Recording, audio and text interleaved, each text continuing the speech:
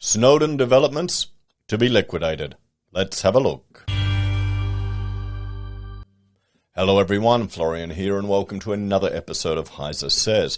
Grab your stein of coffee because we're going to have a look at, Snowdon Developments. Last we heard, and we've got it here on the data that we're collecting together, it was under external administration. But it looks like, they're going to be ordered to be liquidated. Now, what is... Let me bring up a definition here. What is the definition of liquidation in a financial sense? For those of you that don't know. Hang on. There we go. So, liquidation in a financial or in finance and economics is the process of bringing a business to an end. So there's no chance of it coming back. It's not able to trade through difficult times. You know, that's why you've got companies that can be protected from their creditors, particularly in the US, and they're now bringing that into Australia where they can hopefully trade up and survive. That's what you want. But, they're going to liquidate it and pretty much sell all the assets to pay the creditors, all the claimants. Everyone has a claim on this business now. So there we go. Victorian Supreme Court orders construction company Snowdon Developments into liquidation. A court has ordered another Victorian firm into liquidation, impacting 52 staff and 550 homes. So, before we go through this article, I thought we'd have a look at, something a little different. Let's look at the comments on the Google reviews for Snowdon Developments. I thought we'd check out, I was looking for their website to kind of get an overview, but I thought this might be even more interesting. So here we go, 3 weeks ago. Criticism, a 1-star review. They're only sitting on 2 reviews, guys. It's been 2 years now since I entered a house and land package with Snowdon. Built contract was signed in 2020. Construction commencement date was 10 months ago. All I have is an empty block with some pipes sticking out. I haven't heard from my site supervisor or customer care team in over 3 months. I can go on, but I think the picture sums it up up well. A living nightmare. Can we see the picture? Okay. Well, at least you got the plumbing done. The plumbing's done. And there's power there, so it's not. It could be worse. It could certainly be worse. Let's have a look here. Poor build quality. No response despite multiple emails sent. Now, this is from 10 months ago. No customer care. Totally ignored emails. It's been already 3 months, no response. All sorts of issues with both properties. Downpipes. Not even aligned with the drain. Kitchen window. A window on the kitchen leaks. Lounge room. So these are like a lot of defects they're getting here. I mean, yeah. That's kind of sloppy, isn't it? But what do we got here? Okay, and leaks coming in. I mean, you're always going to have certain issues in buildings that you have to massage out, and it's how the builder deals with those issues. You're never going to have a perfect build. Okay, don't kid yourself. You're never going to have a perfect build, but it's coming back and fixing the problems. Here we go. Please do not go with Hamilton Property Group as they use Snowdon homes to build homes. The worst builder it's been in 2 years. This is from a month ago, okay? I spent $60,000 of my own money and $10,000 in government grants to have nothing but an overgrown block with some pipe sticking out another one. I'm no longer eligible for the home builder's grant as they've taken too long to do anything. I mean, this is the problem, everyone. The government juiced up the housing market, and all these people were getting in there that needed these grants to get in. I mean, sure, it's a nice bonus, but you shouldn't be dependent on it because it can fall through. Maybe this is a hard lesson, people learning not to trust the government. Value, poor communications from 4 months ago. I've not attended to the maintenance for more than 6 months after being asked. Said that record show was already done. Cancelled appointments without informing me. Yeah. So, I don't think many people, or at least none of these people, look at all these 1-star reviews, are going to be too happy with Snowdon, guys. So, maybe they had some issues for some time, and everything just has been exacerbated. So let's have a look. So, a court has ordered Victorian construction firm Snowdon Developments to go into liquidation. The order given at a Supreme Court hearing on Wednesday morning comes after the embattled builder went into administration earlier this month over concerns it couldn't pay its debts. I am satisfied for orders to be made for the defendant to be wound up in insolvency, Judicial Registrar Kim Woronzaka said. The decision impacts 52 staff, 550 homes, and more than 250 creditors owed just under $18 million.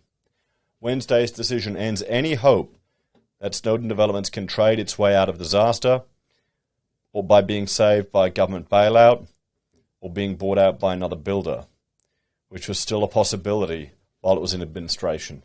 I mean, why would you buy them? Look at the goodwill. You know, you're not buying goodwill. You're not buying a brand that people like, guys. You're getting a 2-star spec home developer. You know, with a bunch of people. Let's look at some of the highest. 2 months ago, talking about a particular person, investment property. You know, but still, guys. Newest, yeah. Maybe they were hoping. I'm glad there's no chance of a government bailout. That's scary. Why is that even discussed? This is the thing in Australia, guys. You know, you've got an article here. Who wrote this one? Alex, you know, and even just discussions of government bailout. It's becoming a common expectation now. I shouldn't be surprised. I know I shouldn't be surprised, but it still just annoys me. Shane Diane and Nicholas Giasolmi of Dye & Co. Solvency and Turnaround were appointed as liquidators. I wonder how many things they ever turn around. The two have previously been administrators. 15 creditors took legal action against Snowdon Developments in April, with their debits totaling $2.5 million. They demanded the Supreme Court of Victoria impose a winding-up order to force the company to go into liquidation on the grounds of insolvency after debts remained unpaid for months. It comes just weeks after a news.com.au investigation revealed that subcontractors and suppliers hadn't been paid for months, while construction sites languished untouched, leaving several customers in financial ruin. I mean, there you go. Snowdon's case was saved for last in the order of hearings, and there were so many creditors, the Judicial Registrar had to read out a list to make sure everyone was in attendance. Around 50 people watched on as the construction firm's financial problems were laid bare. It is evidently and blatantly insolvent. It should be liquidated, the lawyer for one supporting creditor said. Danny Dion of Whiteham Law Officers, who represented several clients taking Snowdon to court, said it's quite obvious that it needs to be liquidated. Mr. Didone said his clients were troubled and concerned that the legal proceedings had been stretched out for 3 months, with court documents first filed in April. I mean, this is the thing. They can liquefy the company, liquidate all the assets, sell everything that they have. Well, the liquidators are going to get the first slice of the pie before anyone else. Maybe that's the business to get into, guys. But, I mean, if you're owed money, how much are you going to get back? You're going to get cents in the dollar? How many assets do they have? This is going to be messy, and hopefully we won't be reading about a whole bunch of subbies going under because of this. We say that's extreme delay, which has prejudiced supporting creditors, he said. Snowdon should have been in a position many months ago to have realised this company should have been wound up, not after 3 months when this proceeding had commenced, he added later on. Several customers of Snowdon have engaged a representative, Kylie Duncan of Maloney Anderson Legal, to aid them as supporting creditors. Ms. Duncan told the court the long delay for the company to be liquidated meant her client had missed a key eligibility criteria for the $15,000 and $25,000 home builder grant. I mean, here's the thing, guys. I know why the government did the grant. Okay? But it's an artificial stimulus of the market that is pulling work forward. Okay? These people probably would never have even jumped at this opportunity to build. They may have waited. And, maybe until they got another $15,000 together. because these are new builds. This is what happens, guys. To meet the criteria for the grant, building had to begin on their sites within 18 months of entering into the home builder contract. But Snowdon has left many sites untouched during that period of time. Each of those people who applied for home builder is now outside of the 18-month period, making it more difficult for them to receive the sum. A total of 550 homes have been impacted. There are 252 customers who paid their deposit but never had any building work undertaken on their site. A further 268 home buyers are in various stages of completion.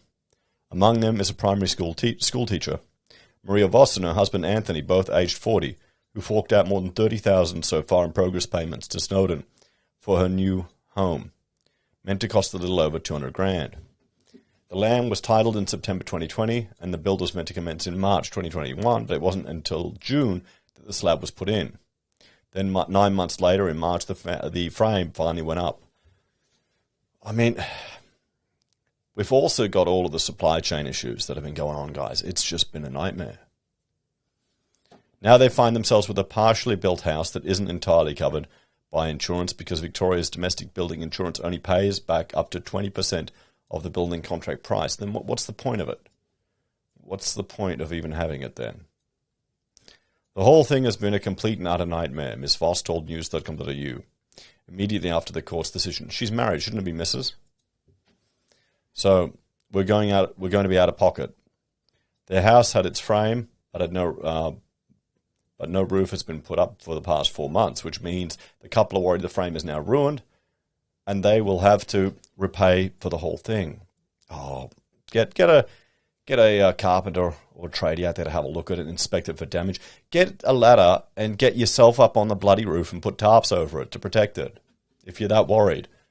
I mean, isn't that the norm? I guess they don't have access to the site. The builder should have access to the site. But if you see shit like that going on, what are they going to do? If they're not turning up, are they going to stop you from putting a tarp on your bloody roof?